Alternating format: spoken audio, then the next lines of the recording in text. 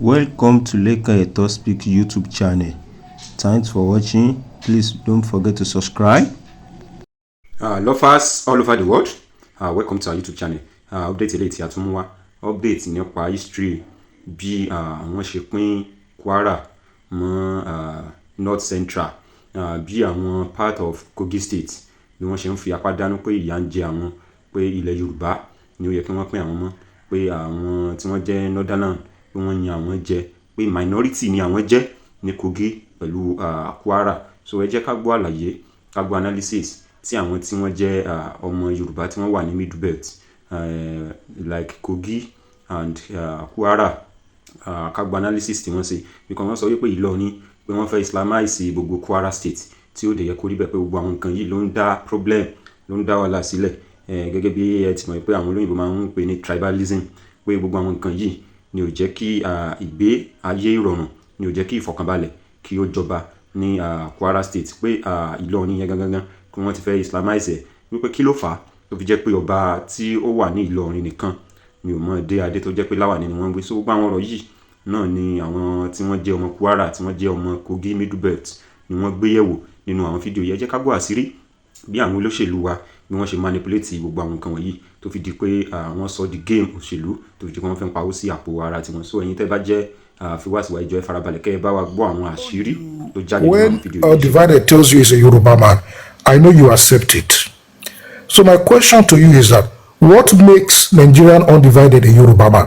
Tell us, what makes him a Yoruba man? Sherry, problem Sherry, there's something called ọ̀mọ̀wé sọ̀nkanṣìn. Ẹ sọ pé tí ẹni pé tí if some people have a superior knowledge or something, you understand what I mean? Ẹ má bínú pé mo switch in. Question mo bẹ̀rẹ̀. Ẹ ní sùúrù, ẹ jẹ́ kí n parí. Okay, ẹ má answer ara yín gbà yẹn tẹ́ bá fẹ́ kí yàn sọ̀rọ̀. Answer the question. Ẹ jẹ́ kí n down. Ṣé fẹ́ kí n down tẹ́yìn ṣe fẹ́ kí n down ni? Ìsànà wíwú take it easy. No, Dr. Ṣàngó ní láti máa respect èèyàn náà. Èmi gan ṣe baby náà. Ẹ bá béèrè question jẹ́ kéèyàn answer. Ẹ wo ẹ máa dùn. Ebi ilẹ̀ ń pòṣè fún. Ẹ dáhùn question. Mo ti dákẹ́. Báwo ló ṣe yá ń dọ̀rọ̀ báyìí? Ẹ dáhùn question, Mr. Anthony. Ṣé mo sọ fún Tani ẹ máa ń lísìn sèyàn? Ṣé mo sọ fún yín pé Kuwara ń ṣe ilẹ̀ Yorùbá? Ilẹ̀ Yorùbá ni. Okay, kí wá ní debate? Ẹni Jesus Christ. You said it's not part of Yoruba. It's part of the North. Ní sùúrù Mr. Anthony, kí ló dé tí gbogbo nǹkan máa fi ń ka yín lára bẹ́ẹ̀ de take. Báwo ló ṣe ń ká mi gbà tí wọ́n ń béèrè nǹkan lọ́wọ́ mi tó dẹ̀ jẹ́ ń sọ̀rọ̀? Mr. Anthony, let me talk now. Ó ṣẹlẹ̀ Yorùbá, kò ṣẹlẹ̀ Yorùbá. Èwo ni ṣe gbogbo wọn ń ṣe Yorùbá ń bíbá ìṣó péyàn kan. People don't have a different view and different opinion. Ọmọ Kogi State ni mí. That's the problem that we have here. Tó bá pàdé anybody tó wá bẹ̀rẹ̀ pọ̀ mọ́ ni mí máa sọ fún pé I'm from Yoruba speaking part of Kogi State. Tó bá fẹ́ máa bá mi argue wàhálà tiẹ̀ nìyẹn. Torí kó tó di pé àwọn òyìnbó dé bí Ìjẹ̀bú ṣe wà ńlẹ̀ Ìjẹ̀bú ní Kaba, Ayétòrò, Ayédé, Òkèbùkún, gbogbo àwọn orúkọ tí mò ń pè jọ ń jẹ́ orúkọ Hausa létí yín. So bóyìnbó ṣe ti wá pín pé kíbi ìjẹ́ Midwest, kíbi ìjẹ́ Salsa, kíbi ìjẹ́ kìíní. So bó ṣe wá jíjẹ́ pé yẹn ló máa níyì, ó lè máa gbàgbọ́ ju èmi tí mo jọmọ̀ ìlú tí mo ní ìlú mi lélẹ́yìí ó ti wà káwọn òyìnbó tó dé àbí mo sì sọ. So mi mọ nǹkan tó jẹ́ pọ́blẹ́mù ni pé wọ́n ti gébì kan síbì kan tẹ́lẹ̀. Èdè tá a dẹ̀ ń sọ nìyẹn, mi lédè méjì. Kò sí Yorùbá tẹ́nibọ̀dì máa sọ́ọ̀sì tí máa ní mi ò gbọ́. Or most especially people from Ekiti. Mi ò mọ̀ bẹ́ẹ̀ anybody from Ekiti wọn àbí ìsìn kan bẹ̀rẹ̀ sí sọ èdè wọn. Almost the same. Kasha ni 99% of everything. Okay, mo gbọ́ tí Mr. Dr. Ṣàngó sọ́ọ̀sì wọ́n ní geographical kìíní ni or political kìíní bó ló ṣe sọ ethnical kìíní kan. Kí ló dé tẹ̀ fẹ́ gbà pé exactly nǹkan tó ń ṣẹlẹ̀ nìyẹn pé yá wọ́n lè wà ní kílórúkọ ẹ̀ ní north gbẹ̀ẹ́dẹ́ Yorùbá ló ń sọ lẹ́nu. Why are you finding it difficult? If anybody tó ń tọrọ jẹ lọ́wọ́ anybody it's over quite unfortunate pé wọ́n pè wá sí north central àti fight ní ẹni sùúrù àti fight fún Ogun State for years àti fight fún kì í ṣe pé bóyá struggle of this Yorùbá ṣe ń bẹ̀rẹ̀ nísìn àti jíjàdú Ogun state láti bàtà ti wà ní Kwara state a drag wọn kó wa mọ́ Kogi kò múnú wa dùn náà ẹ tí wọ́n ń dákun bíi pé ta ló ń dákun nǹkan tẹ́ ẹ̀ sọ ẹ fẹ́ gbọ́ view ẹlòmíì ni tó bá ní ká dá sílẹ̀ ká ṣáàṣì ẹ fẹ́ gbọ́ view ẹlòmíì nǹkan tó ń ṣẹlẹ̀ ní bíbá referendum bá dé Nàìjíríà lẹ́ni tó bá ní ká ṣe èmi wá jẹ́gẹ́gẹ́ ta ló sọ pé kò sẹ́nibọ̀dì nílùú wa tó máa ní ẹni sùúrù kò sẹ́nibọ̀dì nílùú wa tó máa lóun dìbò Hausa lòun mi ò gbá Hausa mo gbé Kaduna kó fi gbé gbogbo Hausa. Oh my gosh. This is unfortunate, like, to be honest. Mo ti máa ń pàdé tó kọ́ máa sọ̀rọ̀ sí wọn mọ́ bí òkòrò táwọn sọ. Ta ló sọ ọ̀rọ̀ ń sìn? Tó bá wù ẹ́ kó wá láti Ilé Ifẹ̀. You are no more Yoruba than me. I always tell them like that. You are no more Yoruba than me too. I can yes, say that. Yes, so kó jẹ́ kó yí ẹ lẹ́ni. You don't talk to people anyhow. Báwo mo ṣe bá yín sọ̀rọ̀ ẹni ṣé mo sọ̀rọ̀ sí yẹn ní àwọn ni. So if you view my opinion, me too, I cannot view my own opinion. Àbí nǹkan tẹ́ bá sọ. Mi mọ̀ bóyá anybody wà ní Europe ní bí. Àwọn tẹ́ bá dé Europe. Tẹ́ bá dé Switzerland. Ẹ jẹ́ kéèyàn sọ gbogbo yín. Ẹni sùúrù bẹ́yìn ló ṣe ṣe látẹ̀kọ̀ nìyẹn. Gbogbo yín kọ open mic yín. Ẹni sùúrù ẹ jẹ́ kéèyàn tẹ́ bá dé Switzerland. Mr. Anthony ẹ ti sọ̀rọ̀ tó náà ẹ̀yọ́ pẹ̀pọ̀ ti sọ̀rọ̀ níbí yìí náà. Ẹ má bínú. No, ẹ̀yin kọ́ máa Mr. Anthony sọ̀rọ̀ tó. Wọ́n béèrè question lọ́wọ́ mi. Tẹ́ bá dé Switzerland àwọn German wà bẹ̀ tó ń sọ German. Tẹ́ bá dé Luxembourg àwọn German wà ńbẹ̀ tó ń sọ German. Tẹ́ bá dé Germany gangan wọ́n sọ German ibikíbi tẹ́ bá travel tẹ́ bá sọ German àwọn tá gbé ní Germany tẹ́ bá ń bá wọn sọ̀rọ̀ wọ́n ní it be Dutch as Switzerland as Swiss. Tẹ́ bá dé Austria náà ìyẹn ò stop wọn from being German wherever they are. So yẹn ó kàn jẹ́ gbé mi mo bẹ́ẹ̀ ṣe máa ń fi ẹ̀yin tá a ti ní gẹ́gẹ́ bí màá kàn ṣe sọ̀rọ̀ síbi sàṣọ wọn ní àwọn ti ilẹ̀ Igbo wọ́n sọ pé àwọn ò kì í ṣe Igbo wọ́n ní dandandan àwọn ò kì í ṣe ọmọ Igbo tí wá yí yàtọ̀ we have been begging we have been crying and abẹ́ṣẹ́ fojú di wáyé náà òun ló kọ́ sí ìyà tá à ń jẹ ní Kogi state nsìn báwo ni ó ṣe máa wà kí o wà identity crisis àwa nìkan la wà ń bẹ̀rẹ̀ ta identity crisis instead ẹ bá fi pọ̀ pọ̀ tẹ máa ṣe tẹ́bí tí máa fi ẹ̀yà lórí kiri kan everybody is ẹ má bínú Ọ̀ṣun gbogbo gbogbo òrìṣà everything the same thing kò sí yàtọ̀ kankan bọ́lá ló kọ́ mi bí abẹ́gbọ́ mo ní sàlámù. nǹkan tó ṣẹlẹ̀ nìyẹn tá a bá ti lọ léèwé báyìí opinion wa báyìí òun náà ló máa ń tọ́jú nǹkan tó ṣẹlẹ̀ pẹ̀lú ẹ̀gbọ́n ta ní ìnílẹ̀ ó lè yẹ àfẹ́ kan. Ẹ má bínú ẹjọ́ tó Ọlọ́run bó ṣe ń ká mi lára orí ìlú mi ọmọ òfin kúkú ni mí for almost how many years láti àti mo dé Nàìjíríà mi lè délùú mi àwọn máa mi kì í má délé o àwọn Fúlàní ẹ̀sìn ẹ̀ wọ́n ti gbá gbogbo ọ̀nà yẹn wọ́n ti máa bá nílùú bẹ́ẹ̀ tínú ẹ̀ máa dùn adẹ̀ sí ṣíkà pé ó pọ̀ bó àpò sí ó ṣàkáàfù wọ́ra tí yóò sá kúrò láàrin àwọn pípù ẹ̀ sì ń bá sọ́ọ́ kí ni kọ̀tẹ́lẹ́dẹ̀ pàtó tí ó dìgbà tí ń bá forí balẹ̀ ní ilẹ̀ àbíwá náà ló wá tutù. Ìyára ẹ má bínú a wà lẹ́yìn yín ẹ má bínú a wà lẹ́yìn yín. From there you don't know people who go bad day. Ẹ má bínú ẹ má bínú a wà lẹ́yìn yín.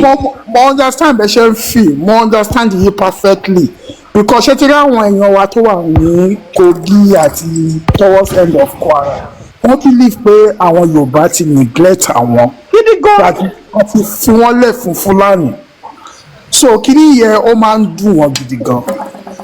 Oyeyi. So, Anthony, just put yourself in their position. These people, they are our people, and we have to fight for them. No matter. Emma Binuba, with due respect, everybody is attacking me because they did not let me interject. This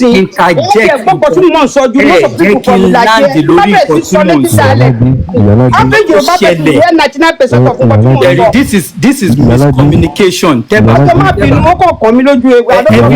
Everybody just explode out of nothing. Wọ́n tún pàtàkì ní Germany ẹ̀ náà tó bá lọ sí Odùduwà meeting Ìyálájé ẹ̀gbọ́n tèmi mo ní in the next 3 minutes ẹ̀sọ́ èdè ní wa ẹ̀gbọ́ okun mo ti ń wá yín látàárọ̀ dá mi lóhùn in the next 3 minutes wọ́n lè mọ̀ pé Yorùbá ní ẹ̀jọ̀ ó máa ń dùn yín náà. ẹ jọ ẹ ṣeun gan but also Mr. Anthony ọ̀tọ́lá sọ pé àkínṣe Yorùbá ó dàbí nǹkan táwọn sọ pé geopolitically Nàìjíríà ti pín kúkúpin ẹ̀wọ̀n lọ fún àwọn olùkọ́. àwọn sójà yẹn dẹ̀ ni ìgbà sójà àgbà military. Mr. Timi ká ní Dr. Shango jẹ́ kí n sọ̀rọ̀ tí mo fẹ́ sọ tán ni you will understand where I'm coming from. You understand what I mean? Nǹkan tó dẹ̀ jẹ́ nǹkan tí mo fẹ́ sọ yìí ló yẹ kí gbogbo Yorùbá ló yẹ ká padà sí ká lọ rò dáadáa pé kí ni reason ó ní nǹkan kan tó fà á táwọn people yóò ní game tó ń play. Kíkó yìí wà ní. Bísí ni Emir Ilorin ni reason. Ẹni kí Mr. Tony express yẹ nǹkan tó fẹ́ sọ ẹ̀ náà ló fa gbogbo kọ́nu kọ́ ẹgbẹ́jà fún Mr. Tony a fún yín ní 2 minutes. lè fún mi 2 minutes mo lè fún yín 2 minutes ẹ jẹ́ kí n sọ pé mo fẹ́ sọ. ẹ mọ̀ pé mo ti lọ àwọn náà bíbí mi ti sọ̀rọ̀. Tẹ́ bá fẹ́ sọ̀rọ̀ sọ pé fẹ́ sọ̀rọ̀ máa mute mic mi gbogbo ariwo yìí mi ò like ariwo yìí ṣe gbọ́. ẹ bá mọ̀ pé máa mute mic mi nǹkan tèmi bá fẹ́ báyọ̀ discuss gbogbo wa a máa change ẹ̀ fún yín ẹ má ní anybody pariwo níbí yìí. èmi gan máa change ẹ̀ fún yín sẹ́yìn lẹ́sìn change ẹ̀. we are adults níbí yìí.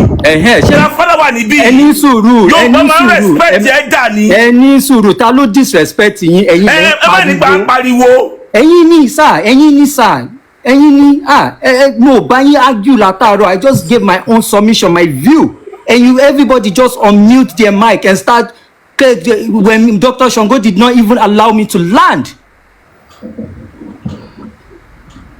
Adẹ̀pẹ̀rẹ̀ wa Yorùbá dẹ̀ sọ pé òkè afẹ́fẹ́ láàrin ara wa so tẹ́bà fẹ́ kéèyàn kan sọ̀rọ̀ tó ń pẹ̀ fẹ́ mọ tí ibi tẹ́ni yẹn ń lọ at the end of the day we is now attacking ourselves. Does that make sense? It doesn't make sense. With due respect.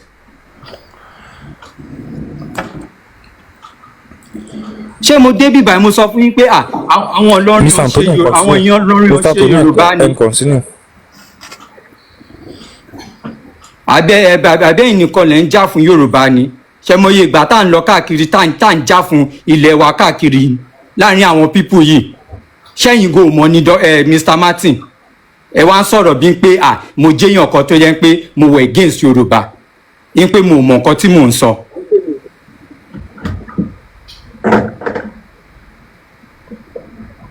Nǹkan tèmi sọ ni pé a ní láti accept nǹkan kan pé àwọn people yìí on play game pẹ̀lú wa tá bá ti accept yẹn la máa lè jà fún because tó ṣe bẹ̀rẹ̀ ọ̀rọ̀ yìí in the first place kò yẹ kó rí tó ṣe rí yìí in the first place láti mú Kwara State mọ́ North Central ó ní game tó ń play bẹ́ẹ̀ yẹn ó ní exact game tó ń play bẹ́ẹ̀ yẹn ó dẹ̀ ní nǹkan tó fẹ́ achieve that's when Yoruba need to wake up and let all Yoruba need to understand that they want to claim other Kwara states. And tó dẹ̀ ṣe ń bẹ̀rẹ̀ lélẹ̀. Anthony ṣó ti rí àwọn èèyàn wa ní Kwara gan nílọrin wọn ò fún wa lọ́rọ̀ sọ nípa ọ̀rọ̀ ẹ̀sìn wọ́n ti fọ̀rọ̀ ẹ̀sìn wọ́ wọn ò fún àwa Yorùbá gan lọ́rọ̀ sọ nítorí ẹ̀ gan la ṣe withdraw a little bit back àgàgà Ìlọrin dẹ̀ ló ń fa ìwà sẹ́yìn wa that's the truth. wọ́n ti ká mọ́ OPC. ẹjọ náà ibo lẹ ti wá ní kábílì Kogijà ẹ ṣé kàbá ní. ní 1999 tó fẹ́ fẹ́ fọ ọba jẹ nílọrin mo mọ nǹkan tó ṣẹlẹ̀. yàrá dídí kàbá ní mà yàrá dídí wà bẹ́ẹ̀. ẹ jọ Mr. Timi ẹ jẹ́ kẹ́ni tó ń sọ̀rọ̀ yìí sọ̀rọ̀. mo fẹ́ kán sọ̀rọ̀ bọ́ mo fẹ́ mọ torí èmi ń ṣiṣẹ́ ẹ má bínú mo kàn mo ń kọ́ tí mi mọ̀ bí ẹ̀kan sọ̀rọ̀ ẹ má bínú torí mo ń ṣiṣẹ́ ni Yàládé ṣé kàbà ní àbí Sanwó. wọ́n ti mute wọn mọ́. Hello, kàbà ní mi kàbà. I'm from Ayédè, yeah. ó ga ọ ẹ káàbọ̀ mà. òwe kalẹ̀ ọmọ bò lẹ́yìn tí. kàbà náà lèmi náà. ọmọ owó mẹlẹ́bọ̀ àjòjì. Yeah, I'm from Ayédè kàbà. ó di àpẹ. ó kún sà ẹ kalẹ̀ o. mo wá yín àti ṣé ẹ̀rí mojú ga rí lọ́wọ́ Yorùbá wọn yìí. ó ti sún mi. ta ni Alájẹ báwo lẹ ṣe connect mọ́ àwọn Ayédè tó wà ní Ọ̀yẹ́ local government. alágbó tá a sọ náà kọ̀ lóde no àdẹ́ni kọ́lẹ́kọ̀ orúkọ olókọ̀ pàápọ̀ o dèjé. èdè tẹ́ ń sọ inú mi máa ń sọ. ọlọ́run yìí tí kò tí mò ń fà àti sọ fún Mr. Anthony nìyẹn pé tẹ́nibọ́dì bá rò pé nítorí pé òun wá láti 6 Yorùbá geographical state they are no more Yorùbá than me. My father is from Okebukun, my mother is from Ayede, and so does this name sound like kini? Tẹ́ bá dádúgbò wa ẹ máa ráyé dé, ẹ máa ráyé tòrò, ẹ máa rí òkè ọ̀fìn, ẹ máa rí gbogbo ẹ̀. Ṣé àwọn orúkọ ìjọ wọn jọ orúkọ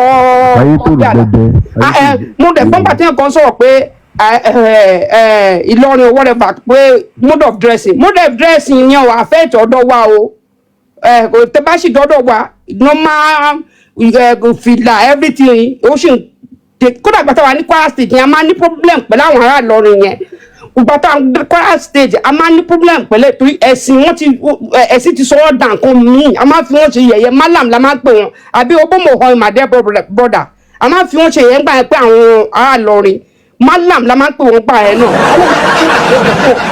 so mo gbọ́ tí nǹkan sọ pé kíní kò sí nǹkan tó change nílùú tèmi o ìlú àti bùbá just normal thing so everything ayédè Èkìtì ó yàtọ̀ sí ayédè Ọ̀pá lèmi ní ọ̀dọ̀ tiwa so the same language that they don so this Okun kíní Okun you can find Okun people in Kwara I think Kwara and Ondo Èkìtì. ẹ̀jẹ̀ kan náà lè sọ pẹ̀lẹ́kìtì Kwara náà. bẹ́ẹ̀ni definitely. Yes now. ìjọ nǹkan tí Mr. Sango try àti ìjẹ́kọ̀ọ́ lẹ́kọ̀ọ́ ni pé geographically we might be in the north central but linguistically mi ò lédè méjì tí mò ń sọ I can only speak German because I live in Germany.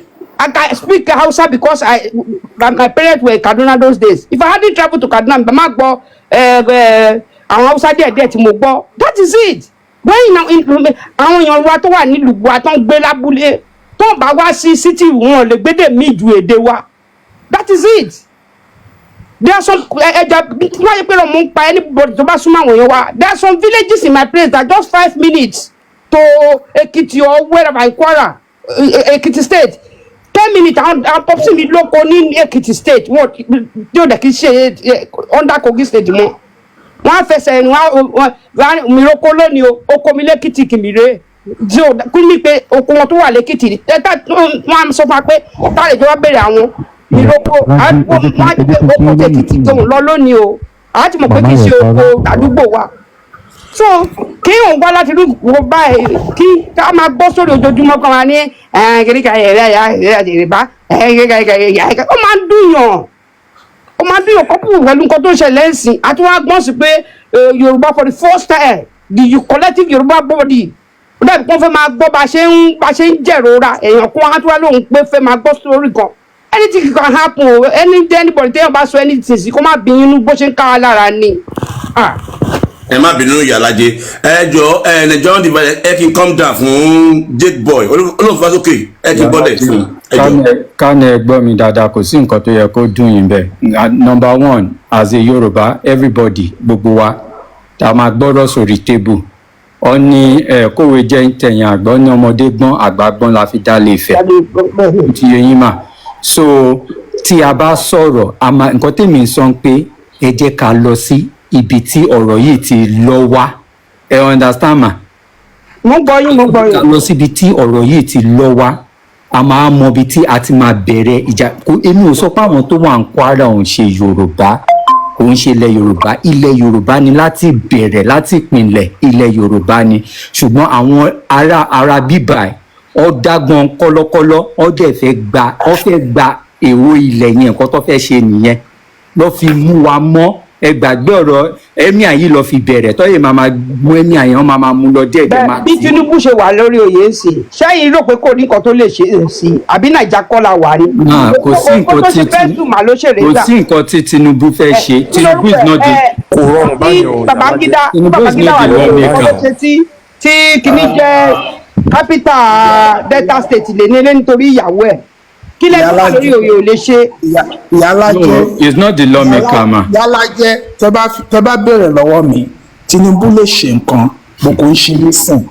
kékeré àwọn pípọ̀ yẹn náà agbárí náà ń lò ẹ̀ǹpọ̀ sì ń lọ sí second time kò tí ì lè hàtì bẹ́ẹ̀ ṣe fẹ́ kọ́ wa hàtì báyìí ó yẹ yí nǹkan tí mò ń sọ ó ṣe pé kò lè ṣe nǹkan wọ́n kò ṣe ń pẹ́ǹdì ni because òun náà ṣì ní the vote ní north yẹn so kò tí lè heart against wọn nǹkan tẹ̀mí kó rọ̀ sí. ẹ jọ ṣé mo lè sorry. ẹni sọ̀rọ̀ ẹ máa sọ̀rọ̀ sí nǹkan tó ṣe tí nǹkan tó ń ṣẹlẹ̀ ní òkè ẹdẹ ó really touch òkè ọdẹ òkè ọdẹ ẹnìyà ìgbómìnà ó really touch me gan because Ìlọrin lèmi ti school ní Ìlọrin ni mo lọ so mo gbé Ìlọrin dáadáa mo dẹ̀ mọ gbogbo area tẹ̀ ń darúkọ yẹn mo mọ bí Ìlọrin ṣe wọ́n ẹ ti gẹ̀ẹ́tì Adéwọlé tiẹ̀ mo gbé mini campus mo wà.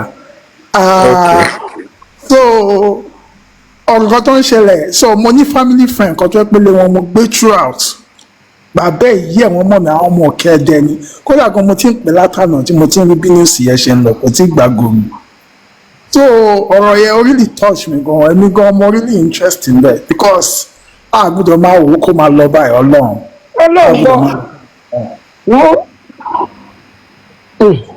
I just secretary give you just a quick submission.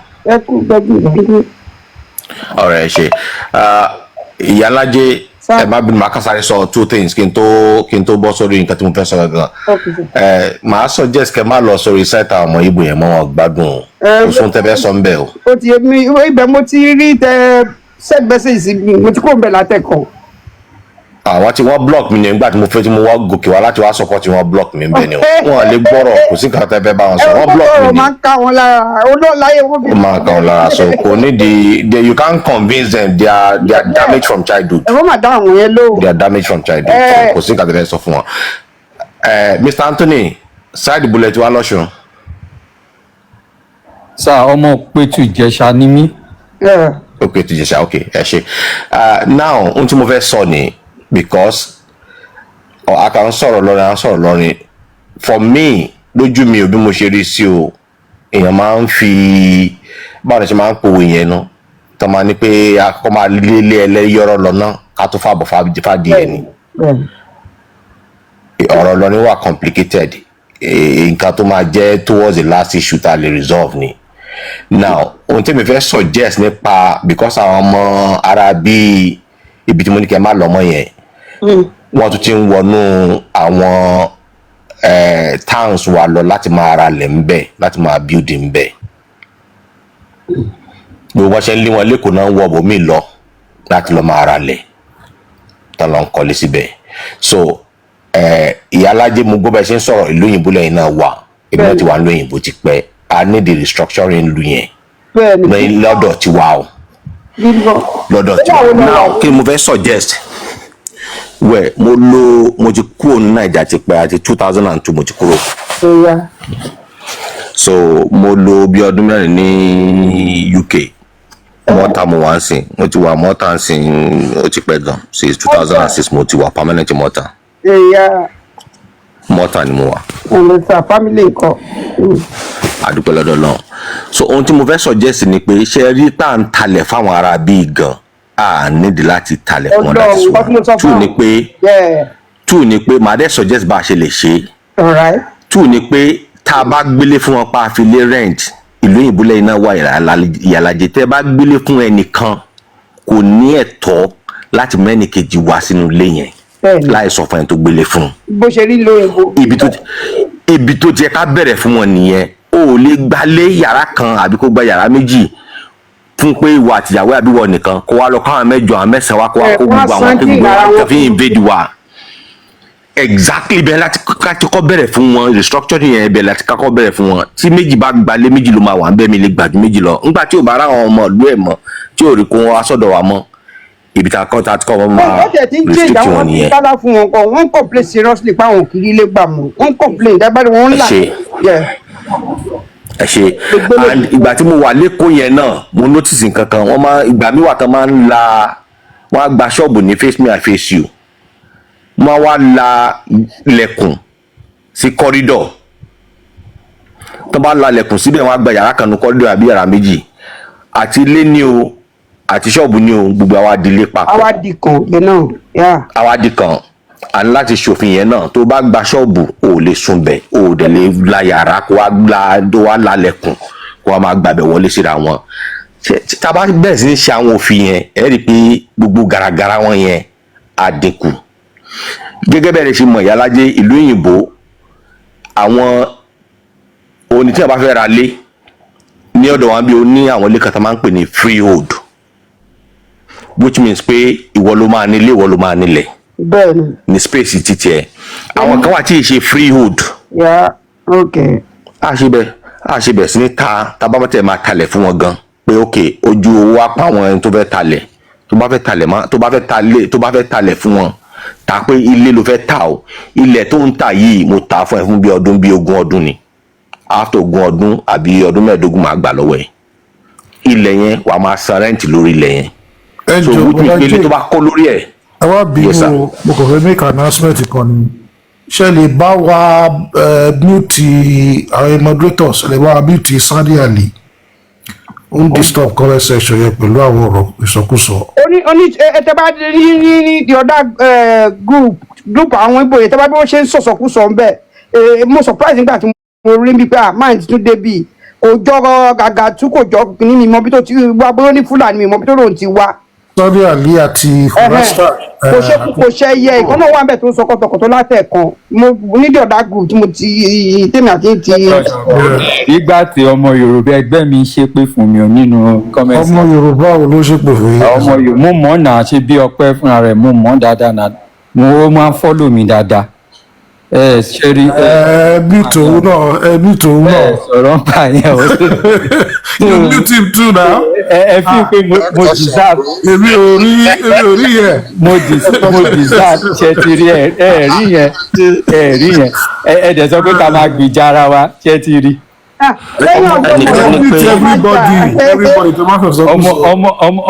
ọmọ ilẹ̀ bàbá ìyá mi nìyẹn tó ń Mr. Anthony, I'm just happy ẹ tún gbọ́ èèyàn kan ló tún pè mí lólóṣì. Dr. Shango. Yes. Dr. Shango mo ń suspect Mr. Anthony ṣe bí n pé kan ta gbogbo ilẹ̀ Yorùbá ló dà kó ń ṣe wọn mo jẹ́ ń wò wọn. sọ bẹ́ẹ̀ ẹ mọ̀ mi tẹ́ bá mọ̀ mi dáadáa. mò ń wá yín ní ẹni tí ó ti Mr. Anthony is just joking. ẹni tí ó wá yín ní máìkì wọn. Mr. Anthony pàṣọ́nà ẹ má tẹ̀kẹ́ mo ń wá yín ní ilé làwà láíláí. Mr. Anthony ẹjọ́ náà ẹ̀yàn wa l'Anthony o.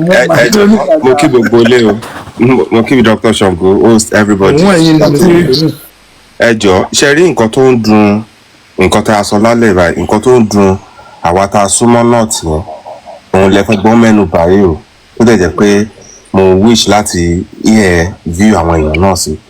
ṣe rí in Yorùbá land generally gbogbo wa accept pé Yorùbá ni wá but a máa ń wá àwọn tó súnmọ́lẹ̀ Hausa yẹn àtàwọn tó súnmọ́ àwọn oníwà kébékébé wọn a máa ń fojú bíi pé ara àwọn yẹn náà ni wà náà kò yẹ yín báyìí a máa fojú yẹn wo ebi tó ń bá wà àwọn àwa Oǹdó àwa àkókò sáwọn okùn làwa náà kíra wà lóde wa.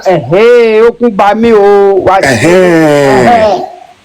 tẹ bá dẹ̀ tún wá wo oríkì wa náà ẹ rí i pé ọmọ wa ni wá ọmọ ẹkùn kò yẹ yín báyìí so àti àwa náà we are full blooded Yorùbá but ipa àwọn kan máa wò wá pé torí pé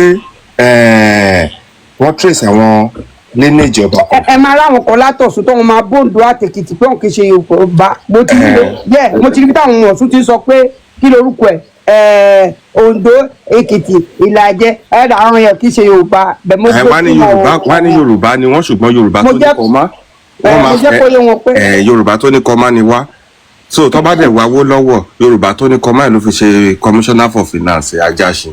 ó máa rí rẹ o. Yorùbá tó ní kọ́má ẹ̀ náà dẹ̀ ní àwa náà dẹ̀ ní mọ́mí Ọbàtálá tá ṣáà ń jà lórí social media ẹ̀ so nǹkan tẹ̀mí tiẹ̀ mọ̀ ni pé Dr. Shango ẹ̀yin gangan ni mo dìídì wá sókè fún iṣẹ́ rí àgbà kí n wà lọ́jà kórí ọmọ tuntun wọ́ ṣe rí iṣẹ́ tẹ̀ ń ṣe kí iṣẹ́ ẹ lè hàn dáadáa tó ta kẹ kó gbogbo wa mọ́ra yẹn ó máa correct a lot torí Mr. Anthony sọ̀rọ̀ nípa ìbẹ̀rẹ̀ wàhálà wa gangan nílẹ̀ Yorùbá àwọn bọ́dà yẹn ni kò sí láàrin ẹ̀yin tẹ́ wà lóògùn Ọ̀ṣun mọ nǹkan táwa ní báńdì yẹn tá a fi sí. wọn ò mọ ò mọ náà tó ń kó wa lábẹ́ aṣọ.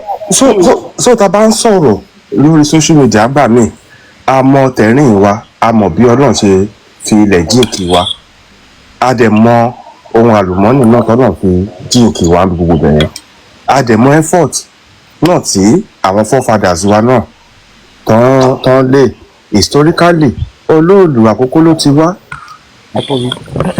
and a dẹ̀ mọ gbogbo bí gbogbo wa yẹn ṣe wà. Even Ikaba was under àkókò kìnnìkan some centuries back at this Ikaba town.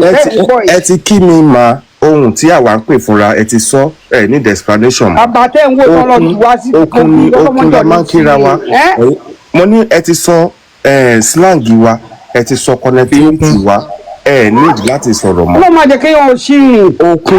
okun yẹn ó stand strange ṣe tí àwọn Yorùbá mi but àwa Yorùbá tá wà ní Èkìtì Àkókò Kogi Kwara àmọ́ pé tóun wa nìyẹn. bẹ́ẹ̀ ni sà.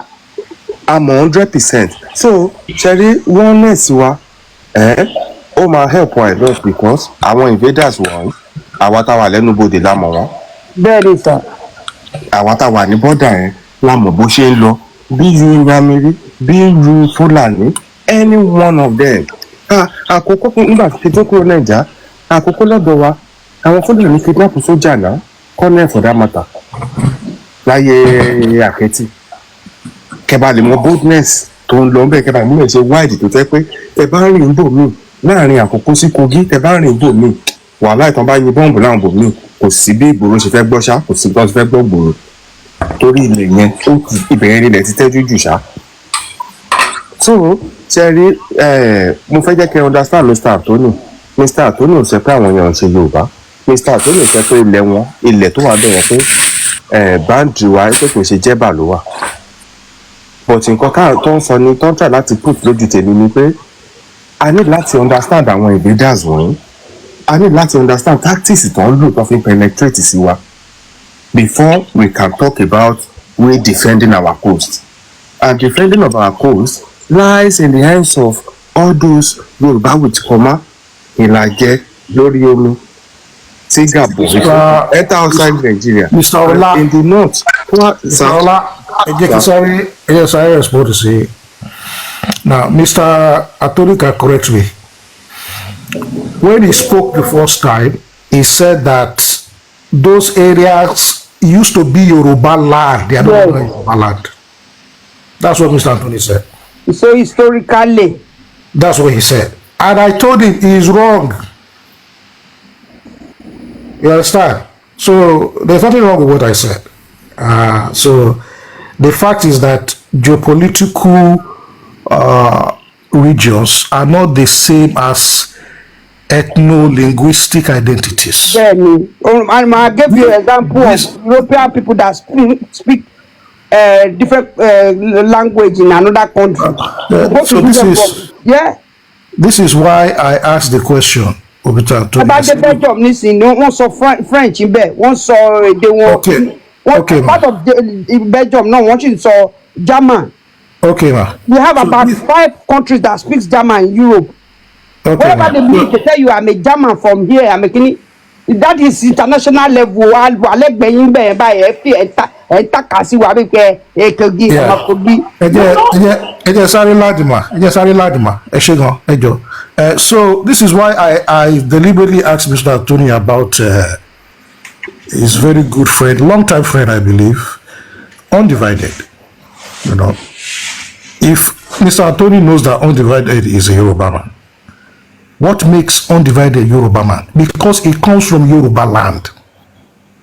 That means Okun is Yoruba land. But I'm happy that Mr. Anthony has agreed that Okun and the Yoruba parts of Kuwara are Yoruba land. That is my only issue. Period. And you know, we've all agreed on that. Now, the history,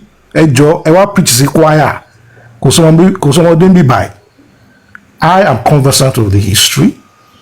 I know the role people like Azikwe played, conniving with the northerners to cede those parts of Yoruba land to the north. I understand that. But Omo Yaniwa Buwa Tabawo Nutawajadi Yara Tabamba Reni, then it means that we have not spoken the truth to one another. Definitely. I do not see any ill will from Anthony. It's just a passionate disagreement. And I'm not one of those people that will say Anthony is Igbo or Fulani. I'm not interested in those kind of conversations. They don't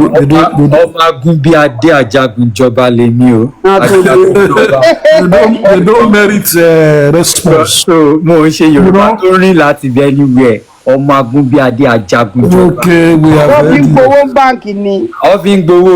We have heard you. Chukwuemeka, we have heard you. So at least we have all agreed that those are, those are Yoruba land, and we need to support them at this time. I need that dúró sẹ́yìn wọn nítorí they are going through a lot gidi tí ò kì í ṣe ni o, a lot of tipẹ́tipẹ́, a lot of tipẹ́tipẹ́ àti sukusuku torí pé a jẹ́ Yorùbá ní Kogi state wọn ti jẹ́ ká rúùlù state yẹn up till now tí gálà bá gba orí tó bá ṣe gómìnà ìnẹ́sùn àjẹgbìrà tí gbìyà bá kókó bẹ́ẹ̀ á gbé fún ìgárà wọn ti ever gbà just because population wise pọ̀ tó 20% péré ni wá then couple with the fact wọ́n fi pé belong to that state Yorùbá ni wá ká máa bá wọn kí sàkílù wa wọ́n máa ń sọ. ẹ mọ́ mi ṣe mẹ́pà wà náà fúnra wa ò unite. ẹ̀pà wà náà là ń jà fún. àwa láàárín. àwa yẹn náà à unite mà àwa là ń jà fún state àwa là ń jà fún state. ẹ káàárọ̀ gbogbo ilé o. àwa là ń jà fún Ọ̀ṣun state. àwa là ń jà fún àti Ọ̀ṣun state. ẹni sùúrù náà dínà ṣe bó kún ní dínà. bẹ́ẹ̀ ni ó kún ní. imagine ó wá alliance pẹ̀lú àwọn north. ẹ wo. ṣé ìyẹn jọyàn lójú yín tó bá ń sọ̀rọ̀ ọmọ olúwa ìṣẹ́yàn nìyẹn àbíkọ́lọ̀ ń jẹ́ àgbàdo ẹ̀mẹ́nu kó ẹ jẹ́ eric mokoko ẹ̀ látẹ̀kọ́. náà mọ́mí ẹ̀ má sọ̀rọ̀ báyẹn imagine ṣé òkúkú unite pẹ̀lú Yamiri ẹ má máa jẹ́ ká máa tọ́ka sí gbogbo kinní wọ̀nyẹn ẹ wo majority sọ fún yín pé kinní ẹ má tọ́ka sí ọmọ àlè àárín. lẹ́kẹ̀ last election kan tó ń ṣe tó wọ́n ní tí áúdù àbí kí ló pè tó kú èdè ọjọ́ tó yẹ kó announce result ṣebí Dino ló lọ kùn náà pẹ̀lú Yẹ̀yà Bello tí the first time tọmọlúwa bá jẹ́ kí lórúkọ ẹ̀ Fálékè mo ṣe rántí mo ní Lékè Fálékè the first person tí bá jẹ́ okun speaking person tí bá jẹ́ governor Kogi state Dino ló lọ gbàbọ̀dé yẹn tó jẹ́ kí máyà ó jẹ́ Kogi state governor délé lẹ́nu ẹ wá rí ká má blame ẹ̀ ó wà nínú problem ta nílé ni. bínú ma Mr. Timi ẹ mọ̀ pé béèrè question kan ṣe jẹta ni. ẹ dákun ṣe ẹ dákun ṣe ká sọ̀rọ̀ máa jọ. ẹ ní sọ̀rọ̀ Mr. Asisi Mr. Timi ẹ mọ̀ pé béèrè one important question kan ní jẹta.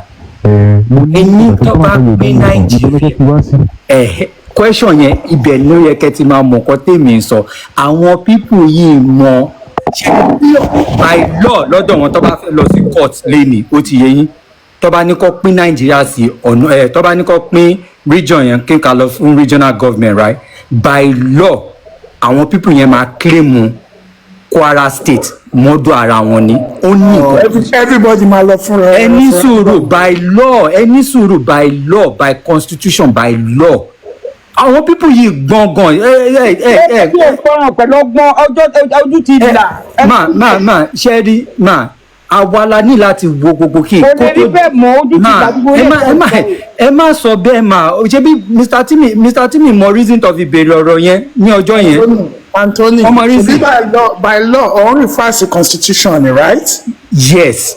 ṣé constitution tí a ṣe ń fight pé àwọn sójà ló fún constitution. ẹni sùúrù and fight is the supreme law nílùú wa ń sìn ṣe rí àwọn nǹkan tí mò ń ṣá láti sọ pé àwọn ará bíbáì wọ́n mọ ọgbọ́n tí wọ́n ń play ó ti yé yín wọ́n mọ nǹkan tí wọ́n ń ṣe so it's time instead of mathematics it's time for us gbogbo àwọn leader wa láti dìde ń sìn láti dìde kó tó time gbà yẹn because nǹkan tá à ń sọ yìí ó lè dé in the next 4 years second time Tinubu tó bá dé ńgbà yẹn ìgbà yẹn lè máa ṣẹ̀ṣẹ̀ wá mọ game táwọn people yìí fẹ́ play gangan àwọn when they talk about power balance of power ẹ mọ̀ nǹkan tó ṣe ọ ti shift ẹ̀ sọ́dọ̀ wọn tó bá dẹ̀ fẹ́ ṣe tó bá lọ sí court máa sọ wípé by constitution by law ó ti ọ̀dọ̀ wọn ní ibi by force ìtorí ẹ̀ Mr. Timi fi ń béèrè question yẹn ní ọjọ́ yẹn pé ibo ló máa fi àwọn sí ṣé àwọn máa wá kó lórí ilẹ̀ bàbá wọn ni.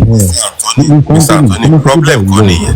We don't have that one as a problem. We have a president tó jẹ́ kóun ló máa ń lo okun yẹn àwọn okun yẹn òun ló like láti máa lò jù Yorùbá speaking side gbogbo center ló like àwọn tó lu kí lorúkọ ẹ̀ Lai Muhammed tó ń lo àwọn Faleke wọ̀nyẹn ṣebí Tinubu náà ni so the problem is half solved so ìyẹn ẹ tẹ̀ máa fọkàn sórí ìyẹn a mọ̀ pé middle belt láyé àtijọ́ Yorùbá àti tí fi àtàwọn kọ̀ọ̀kan ló ń control gbogbo bẹ̀ so but tí region àìbá dé wọ́n bá kò sí bọ́n bá ṣe máa yá síta the first set of people tó máa ṣe gbogbo side ibẹ̀ yẹn àwọn Yorùbá yẹn náà ni náà àwọn lónílẹ̀ náà.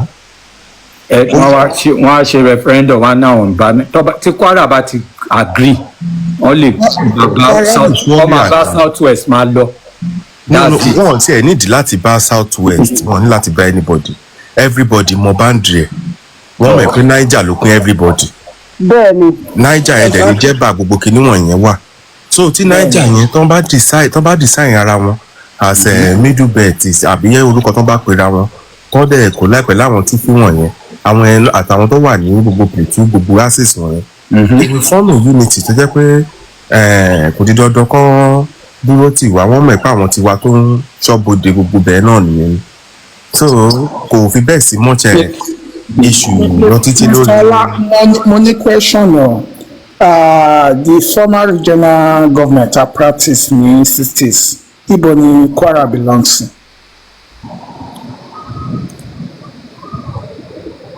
ẹgbẹ́ fún wọn ní láti wo west north ni wọ́n fún wọn. ó dà middle belt ni wọ́n. no center no people tó wọlé táwọn ọmọ wa dàrú. north ni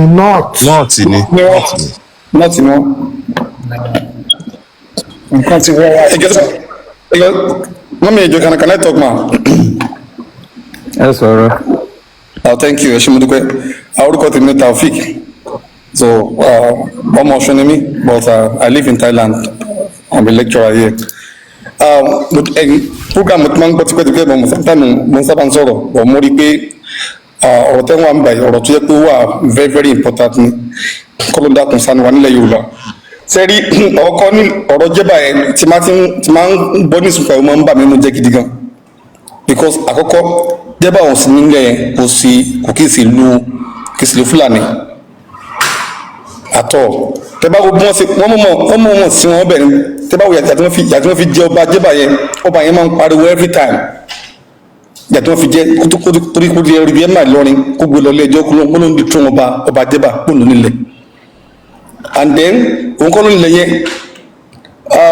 ẹni tó gba jẹ́bà bó fọ́ jẹ́bà máa yẹn ń pè ní Òkèdàrẹ́ lókè láti 735 AD ní máa yẹn warrior yẹn tó wá láti Ọ̀yọ́lé òun ló ní jẹ́bà yẹn is owned by Yorùbá land but àwọn Fúlàní yìí wọ́n ní agenda and they have the aim láti conquer Yorùbá entirely but tó ló fún ọ ní chance jù ni pé wọ́n ní political power wọ́n ní backup àwọn olóṣèlú yẹn from beginning from day one ìyẹn ló fún ọ l'opportunity láti máa wọlé sí wa lára tí tàbá fura tàbá lọ sùn jù ká tó sọ jí omi lè gbẹ̀yìn ògùn wọn lẹ́nu kọ́lọ́mọdé kúrò bẹ́ẹ̀ nílẹ̀ Yorùbá tẹ́wọ́ wọn sẹ̀lẹ̀ lókè ọ̀dẹ́ ń sìn ẹ̀ máa rí gọ́fìnà Kwara state gan sìn ó dákẹ́ kò lè sọ̀rọ̀ torí ó la tán kí ló fà ní pé torí political interest yẹn ló ń defend to some extent because second time agenda ẹ̀ kò jẹ́ kó lè sọ tọ̀rọ̀ ó dákẹ́ bọ́ àdúrà tèmi kàn ní pé kọ́lọ́ jẹ́ kí àbáwá Tinubu kọ́lọ́ jẹ́ kí wọ́n lè ṣe needful things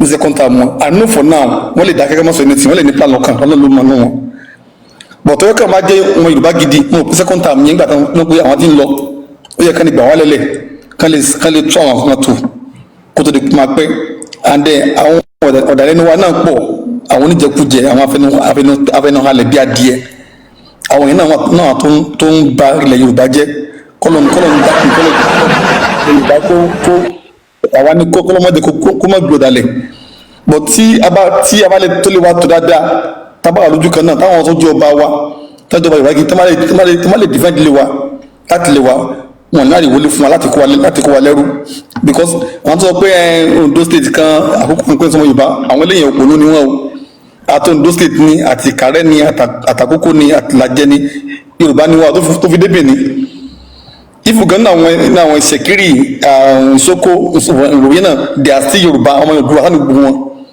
bọ̀kátà má lọ síbẹ̀ yẹn gan sìn kákọ̀ wá sílé náà lọ́dọ̀ wọn bàyìí náà aláàtún kọ́kọ́ tún lè wá tó dáadáa and èyí irú platform yìí náà àwọn tó jẹ́ leader wa náà wọ́n ń gbọ́ wọ́n lè dákẹ́ kásìbí káwọn ọ̀rùn tó tẹ̀lé but I know some of them are listening to this program and to this platform and they be able to pick one or two things come on please, who are very important here because otherwise kí ni future wa nílẹ̀ Yorùbá kí ni future wa bàtà àwọn Yorùbá ti wọlé sí wọ́n ti wọ Kwara wọ́n ti wọ Ọ̀ṣun wọ́n ti wọ Kogi wọ́n ti wọ Ondo nítorí fún láyé tó fi gbé former governor Ondo state nígbà kan tí wọ́n lọ gbé nínú oko ẹ̀ kó tó di kọ́ gbẹlẹ̀ kí ló tún kù mọ́ fún wa so ilẹ̀ Yorùbá a ní sẹ́ láti ṣe gidi gan àwọn tó bá jẹ́ àgbàlagbà fún wa tó ń jẹ́ leader wa kán jọ̀tọ̀rọ̀ lọ́hùn kán máa ń gbàbọ̀dé we can still keep on using this problem like this láti mọ̀ jẹ́ káàtì máa orientate àwọn yẹn wa so that we need to wake up kọ́lọ́ dákun gbà wálẹ̀ lọ́wọ́ wọn thank you ma that's this man what I want to contribute ma ẹ ṣé o. former governor former secretary to the federal government former secretary to the federal government. ṣé wọ́n lè sáré sọ̀rọ̀ tẹ̀lé program okay. One nurse, Mr. Chris Enisuru, mindful one by before him. Mindful, good evening. All right, Sherry, today mi gbé Ìlọrin dáadáa. In fact, mo ṣe masters mi ní uni Ìlọrin. Secondary school mi Ìlọrin mo dẹ̀ ti lọ secondary school. So mo understand the Kuwara state dáadáa. Sherry problem tí Ìlọrin ní lè dé níyì. Ó ní man tó máa ń pè ní olóyè tó kú yẹn. Olúṣọlá Sàràkí. Máa yẹn ló fi Ìlọrin àti Kogi àwọn Yorùbá areas yẹn ló fi negotiate pẹ̀lú àwọn northerners. Ṣẹ́pọ̀ ní senate president under Shagari, he was the senate president. Àwọn ní the most powerful politician níbẹ̀ yẹn. So òun ló lo Kuwara láti negotiate pẹ̀lú àwọn Fulani yẹn. In fact, ẹ bá rí I think the governor in 1999, Lawan, Navy captain ní máa yẹn is a Yoruba man from Ilorin. Ara problem tí máa yẹn ní pẹ̀lú Sàràkí nìyẹn tí òun náà ni Lawan tí ò jẹ́ kí tí ò jẹ́ kí máa yẹn kó ṣiṣẹ́ content because mọ nǹkan tí máa yẹn ṣe ni pé ó kọ́kọ́ upgrade gbogbo àwọn ọba Yorùbá in Kwara state ó upgrade because máa yẹn nìkan ní first class ọba gbà yẹn máa yí upgrade gbogbo àwọn ọba tó jẹ́ pé second class third class ọba yẹn ó elevate wọn ó dẹ̀ fẹ́ install ọba Yorùbá sí Ìlọrin. Of course, Saraki will oppose that. Saraki is a Fulani man. Bí Saraki, Saraki kò ń ṣe rí Fulani o. No, he's Fulani. He's from Mali. Ẹ máa gbọ́ mi. He's from Mali. Ẹ wá argue ẹjọ́. He's from Mali. Tẹ́ bá mọ history Saraki, in fact Saraki wà ó ní lineage to Ogun State. Anyway, that's another debate for another day. Saraki is not from Ogun State. His own father opened his mouth. Lineage. Ẹ máa gbọ́ fẹ́ balẹ̀ doctor. Ẹjọ́ ẹ wá yẹ ká spread the rumour. Saraki's father opened his mouth and said he is from Mali. Land, sir. All this story you are saying, someone is from Mali. You know, they said the same about Abacha. Abacha is not a Nigerian. He came from that story. His father opened his mouth and said it is his father. Doctor, ẹ jẹ́ kó land náà nǹkan tó máa ń fa miscommunication ẹ jẹ́ kéèyàn land. Now this man kò kí ń ṣe Fulani ṣé àwọn kan wà tó jẹ́ pé they are called Fulanis àwọn kan wà tó jẹ́ pé they are Fulani by marriage bóyá union between Yorùbá and Fulani. Tẹ́ bá lọ in fact tẹ́ bá lọ sí Ìlọrin kìíní yẹn ẹ máa rí wọn kù wọn ní ìgá Fúlàní ọba Fúlàní àwọn wọn láwọn balógun tó jẹ́ pé they are Yorùbás tó ti intermarried with the Fulanis so kìíní yẹn wà complex but Saraki is not a core Fulani like a northerner Fulani it's not. That's why torúkọ wọn fi ń jẹ́ Olúṣọlá gbogbo àwọn ọmọ ẹ̀ ló ní Yorùbá name àwọn Fúlàní ò kì í ní àwọn core Fulani wọn kì í ní Yorùbá name. Àwọn Fúlàní bíi kí ló ti ń pè bíi irú Buhari yẹn bíi irú kí ló ń pè máa Adamawa yìí Atiku These are real Fulanis. They don't have Yoruba name. They're not Yorubas. They're not connected to Yoruba in any way. Olusola Saraki is not a core Fulani man. He did all these things because of political gains. He did all these things because of political gain. In fact, lineage wa connected to Ogun State one way or the other. Boya grandmother ẹni o, boya baba ẹni o. I don't really know that, but me mọ̀ pé lineage wa connected to Ogun State. And someone said the same thing on this panel too. So kò kí ń ṣe pure Fulani. Tó bá wá jẹ́ hybrid Fulani o, that is acceptable because wọ́n marry ara wọn dáadáa ńlọrin yẹn. Wọ́n marry ara wọn dáadáa, àwọn balógun Fulani, gbogbo àwọn oníṣirí different type of Yorùbás ló wà ń bẹ̀ yẹn. Àwọn kan wà tó jẹ́ pé they are called Yorùbá, wọn ní any connection to Fulanis. Àwọn kan wà tó jẹ́ pé wọ́n ti intermarried, so they are more or less Fulanis. Anyway, that's not where I'm going. But nǹkan tí mo ń try láti highlight ni pé máa yẹn, because when he was alive, he was not just ruling Kwara State, he was also ruling Kogi State. He was like the political anchor to those parts, and he was well connected. Èèyàn tó jẹ́ Senate president under Shagari, you can at least get a sense of who he was. Òun ló máa ń yan everybody. Èèyàn tó ní incumbent governor ní lọ pé ọmọ òun ló máa lọ fún second term tọ́mọ ẹ̀dẹ̀ wọlé. So you can imagine the type of political powers tó ní nígbà yẹn. So Saraki ló ti fa gbogbo àwọn kinní yẹn tó ti one way or the other. And ẹ̀dẹ̀ mọ̀ pé all this time, all these state creations and everything they were doing, it was majorly the northerners that were creating states in Nigeria. And so with his connection, he was able to, one way or the other, carve Ilorin away from the rest of the southwest and even all this Kogi side. So that's what happened to Ilorin until there's a young, I'll say vibrant Yoruba person. And problem too at Ilorin again is that Islamic religion. Islamic religion, it difficult. Teba Mabi Ilorin were passionate about Islam. In fact, Ilorin is one of the, because a big Ilorin dada. Teba lost Ilorin on Friday by Google University Road, be everywhere. Not even making loju titi. So religion here is another factor to play into it. To just how people here surrender. So anytime a Yoruba like Lawa was really going to install ọba ṣe máa rí man tó jẹ́ ẹ̀mí àyí gan Kọ́lápọ̀ ní Yorùbá ní ìmẹ̀ man tó jẹ́ current ẹ̀mí àwọn Kọ́lápọ̀ Yorùbá name is Kọ́lápọ̀. So àwọn kìíní yẹn wọnú ara wọn náà, but at the same time àwọn Yorùbá ò really ní voice níbẹ̀ yẹn dáadáa mọ́, and àwọn tó tún wá ní voice religion yẹn wọ́n ti sọ wọ́n di àwọn gbọ́mọlẹ́kì orúkọ tó máa ń pè wọ́n sultan, àwọn Islamic cleric yẹn ni wọ́n. So they don't really fight anymore. It's more or less they have given up. So kini yẹn wà complicated, really complicated.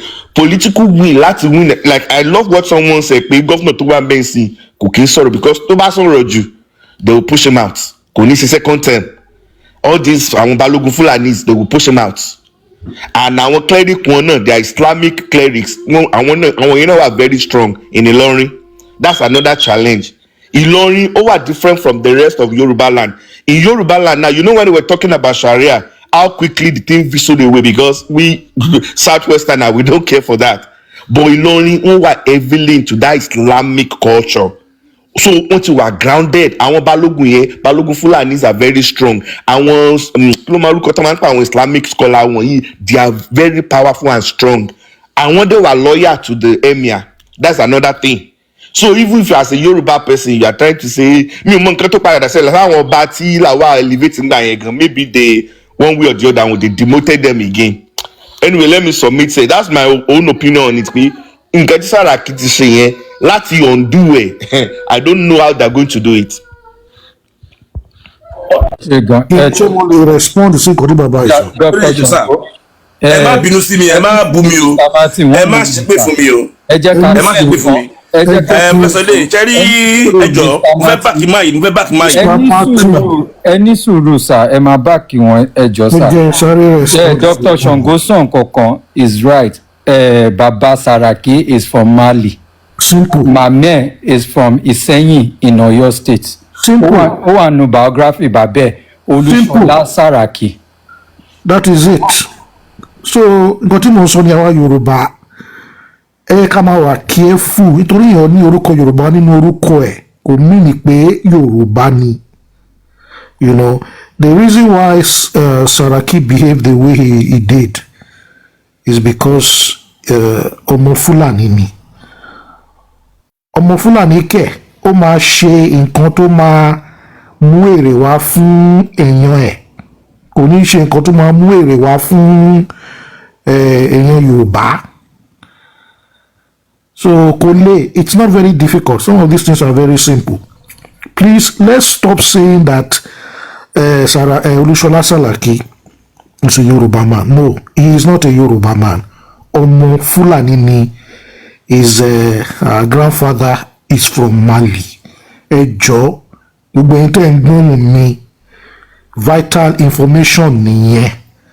You know, it is important to have this knowledge for all kinds of reasons, including political. Thank you. Hey, Mr. Man. Yeah, òun gùn fi pamọ́.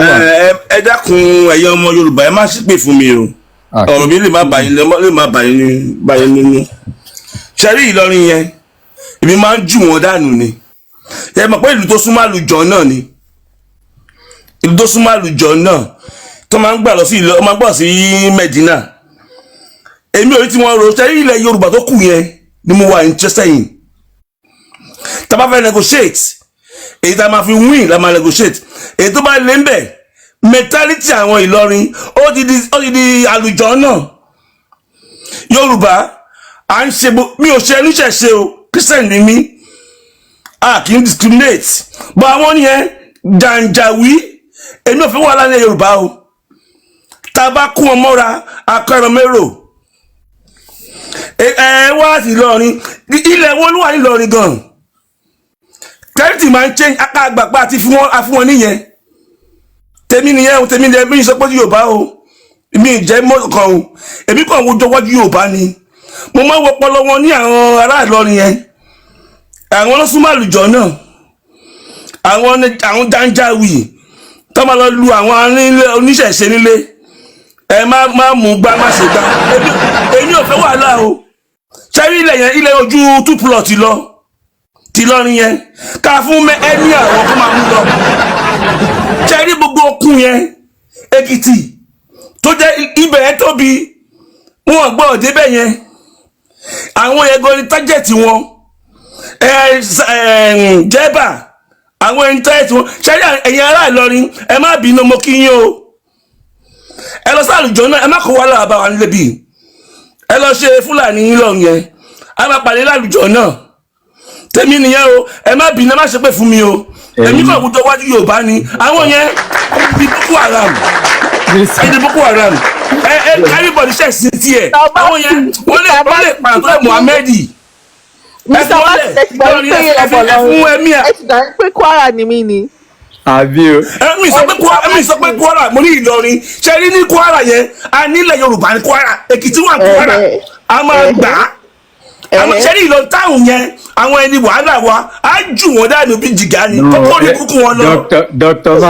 Mr. Martin ẹ̀yin àgbà náà lè máa sọ pé ọmọ ẹni ò ní ṣèdí bàbàrà ká fi sídìí ọmọ ẹlòmíì. Ẹ má jẹ́ ká sọ wọ́n nù ẹja wá táyé. Ká máa jíjà ṣé mo tẹ́ bá kú wọn mọ́ra wọ́n máa já sí àwọn ará Ọ̀ṣun àwọn àfá Ọ̀ṣun àfá Ìbàdàn. A máa reset ọpọlọ wọn ni a máa reset ọpọlọ wọn a máa reset ìfàsímọ̀. Kọ́lọ́ ṣe àjọ náà wọ́n kọ́ máa kọ́ ní burúkú wọn la oníṣẹ́ ìṣẹ́ bí Yorùbá. Mr. Mark gbogbo àwọn. Tábà ní ká wò dáadáa ẹ̀mí sọ. A máa sọ̀rọ̀ Ọ̀fà Ẹ̀rìnlé Òmùàrán Òró ẹ ń bá òlu yẹn ìyá náà bí gòbọ̀ tẹ bá kàn bá gbogbo ẹmu bọ́ sí tóbi tó ṣá. Mr. Matthews sàn pa àwọn ìyẹn Ìlọrin Central. Ẹ ṣe rí tèmi ni pé ètò tó bá bínú o èmi ò sọ nípa other people ní Kwara. Ṣé ní Ìlọrin yẹn gangan mi ò fẹ́ mọ́. Gangan náà ń sọ. Ìlọrin yẹn gan ni tájẹ̀tì wọn. Ẹ lọ sí àlùjọ náà. Ẹ má wá dalé wa rú o. Ẹ má wá disturb àwọn oníṣẹ̀ṣe wa o. Àwọn ètò di area boys. Wọ́n ti di tọ́ọ̀gì. Mo rí fídíò kan recent. Tó lọ bá woman kan nílé ẹ̀. Tó ní kò pín ìṣoníṣẹ̀ṣe o mi ìdébẹ̀ rí o. pé kò gbọ́dọ̀ ṣiṣẹ́ ṣe àwọn fẹ́ pa á níbo ló ṣe bẹ́ẹ̀ nílẹ̀ Yorùbá mi ṣe mo lẹ́kì Muslim ṣé tiẹ̀ kí ṣe tèmi àwọn eléyìí wọ́n ti di Boko Haram tá a bá gbà wọ́n sílẹ̀ Yorùbá ìjọ iwájú wa wọ́n máa rìkúrútù mọ́ ni torí wọ́n lọ ń gba owó Saudi ẹ̀ ti wọ̀ wọ́n lójú wọ́n ti ṣe wọ́n fẹ́ ṣiṣẹ́ wọ́n fẹ́ máa gba owó Saudi kọ́ máa bá polongo àlùjọ náà gbogbo wọn ní àfà ẹ jẹ́ ká fi wọ́n lẹ̀ o tí Fúlàní bá kú mọ̀ bọ́ lórí ní Ìlọrin yẹn kò kàn wá o ká save àwọn ẹbí wa tó kù Èkìtì ní Òkun ní àwọn ètò bí ká save wọn ká ju àwọn alálùjọ náà àwọn aláàfáà oníkẹ̀ǹbẹ̀ tí aṣọ wọn ò délẹ̀. wàhálà lè àbí kí ló máa ń wí. ọ̀gá kárù ẹ̀ máa lọ ẹ má bínú ẹ má ṣépè fún mi o. àwọn oníláwà ni. láwàlè. àwọn oníláwà. Mr. Martin tí bá sọ kinní kan fún yóò máa yà yín lẹ́nu ṣé mọ̀ pé tí wọ́n bá ṣe sẹ́ńsọ̀ ní gbogbo Kwara yẹn Christian pọ̀ ju Muslim lọ. bẹ́ẹ̀ni ó ṣògan ní last election. gbogbo ìgbóná gbogbo àwọn local government tó wà ní ìlú Ìlọrin gangan nínú 16 local government Kwara state ibẹ̀ gangan ní predominant àwọn Muslim wọn wà àti Ọ̀fà gbogbo olùyọkù Christian gbogbo wọn tẹ́ bá jẹ́ tí wọ́n wọnú Ìlọrin yẹn gangan ẹ̀rí churches everywhere. okay sir. àwọn pípọ̀ yẹn mi ìmọ̀ bọ́n ṣe ṣe. ẹ ṣe gan sa Mr. Chris are you there ẹ wà ń bẹ̀. yeah mo wà ń bẹ̀. ẹ kálẹ̀. ẹ kálẹ̀ everybody. yeah okay ọ̀rọ̀ tèmi kò máa pọ́ sọ̀rọ̀ mi kò máa diverse méjì Kwara àti Kogi side. ṣé wọn pé one thing tèmi kò fẹ́ sọ bẹ́ẹ̀ ni pé when it comes to political view àwọn tó jẹ́ elders ní Kogi state yẹn tó jẹ́ Yorùbá àwọn ló yẹ kó take responsibility kọ́kọ́ lead náà. Why am I saying this? Number one, if you remember in the First Republic, somebody was mentioning Bemboni Kogi in the First Republic was and Nyokode Ansakpe was the northern region. Kí ló fà? Nígbà yẹn àwọn Awólọ́wọ̀ wọ́n béèrè fún referendum bí kò ṣe referendum fún àwọn tó wà ní side yẹn because of the ethno-linguistic affinity tó ní pẹ̀lú àwọn Yorùbá tó wà ní ìsàlẹ̀. Kí ló ṣẹlẹ̀ wọ́n gbà? Because àwọn leaders tó wà ń bẹ̀ yẹn because ìjẹkújẹ tó ń jẹ specifically I will mention a name ẹni tó bá mọ late Sunday Awoniyi Chief Sunday Awoniyi he was a prominent leader nígbà in those days even in the Second Republic àwọn tó jẹ́ lieutenant Amadu Bello gba ẹni. ẹjọ Charles ẹjọ má bínú mo máa ń bí iṣẹ́ mi tí omi máa ti ń gbọ́ àwọn statement tí mo lè correct mo máa ń sáré correction. okay First Republic àbí nǹkan tẹ́ ń mẹ́nu bà yẹn Kogi kọ́ ló wà ní north. I am from Isonu. Baba mi is from Isonu. Isonu pátápátá tó lè under Kwara ló wà, which is Western region. Kaba, Western region ló wà. No, Kwara was never part of Western region. No. So Ondo, ara Ondo ló wà. Abinisio, ara Ondo ló wà. Ìgbà ìgbà tí bàbá mi ọlá wọlé yẹn, ṣe understand, wọ́n kí wa pé Òkun. Ara gbogbo bẹ̀yẹn Ondo ni. Nígbà tó máa yọ okun kan bá rẹ̀ okun ọ̀sìn àbí ogun àwọn kan ìsànlú ọ̀sìn wọ́n bára wọn ní Kwara àwa ìsànlú mọ̀pọ̀ àti mọ̀kòtò àbára ní Kogi state èmi ní Kaba yín nǹkan yẹn tẹ́lẹ̀. but nǹkan tí mò ń sọ nìyẹn pé gbogbo àwọn political kì í ṣe ìrànìgà tó play ń gbà yẹn ni àwọn tó jẹ́ political leader. ẹ mú sùúrù ẹ bó ti bọ́. Alumambi ẹdúró ẹjọ Alumambi wọn ní àbáwọn sí northern region ṣé Kogi tó fún ẹ gan okun lè ní but the state tó ń pè wá is Kogi state ẹjọ tó wọ lọ ẹjọ kí ni ẹ mọ bẹ́ẹ̀ máa bẹ́ẹ̀ pé máa ń darí wa padà sí ibi ibẹ̀ yẹn ni kò dáa ẹjọ tó wọ lọ màmá mi ìyá lọ́jà tó bá wà bí gan inú wọn ò ní dùn débẹ̀rì àtọmọbẹ̀rì Western region la wà tẹ́lẹ̀ àwọn bíbá àwọn bàbá tí wọ́n ṣe pa ìtàn ti fún wa nìyẹn ṣe understand ẹ ṣe ìgbà má bínú pé mo kọ́ ti ẹjọ́ tó lọ ẹjọ́ ṣe ẹ bá mi continue ẹjọ́.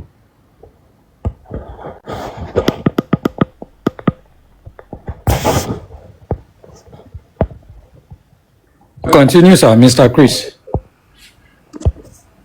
ṣé ń gbọ́ mi báyìí. bẹ́ẹ̀ ni sà.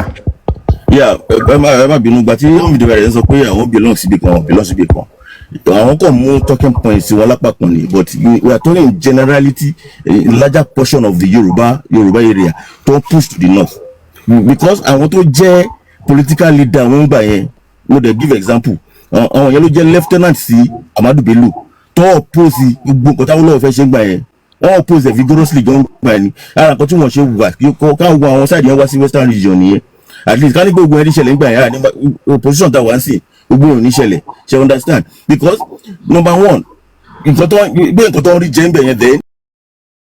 Lovers all over the world ọ̀rọ̀ ni ẹ ti gbọ́ lẹ́kùnrẹ́rẹ́ lẹ́nu àwọn tí wọ́n sọ oríṣiríṣi ọ̀rọ̀ nípa bí àwọn ìjọba wa bí wọ́n ṣe ń darí wa bí wọ́n ṣe mú ọ̀rọ̀ ẹ̀sìn tí wọ́n fẹ́ fi gba gbogbo ilẹ̀ Yorùbá tán pátápátá pé àwọn tí wọ́n wà ní north àwọn tí wọ́n jẹ́ Fúlàní tán jẹ́ bòròrò wọ́n ti gba ilẹ̀ Yorùbá tán so gbogbo àwọn analysis yẹn náà ni ẹ ti gbọ́ tí wọ́n ti ṣe yẹn kí ni fíìl tẹ̀yìn ẹ̀yin tẹ́ jẹ́ fíwáàsì wa nílé ẹ comment ẹ jẹ́ ká mọ opinion tẹ̀yìn náà then ẹ bá wa like fídíò wa yìí ẹ tún bá wa share so that àwọn míì náà wá tún lè rí àǹfààní ẹ jẹ so I appreciate the support you so far we love you all thanks for watching.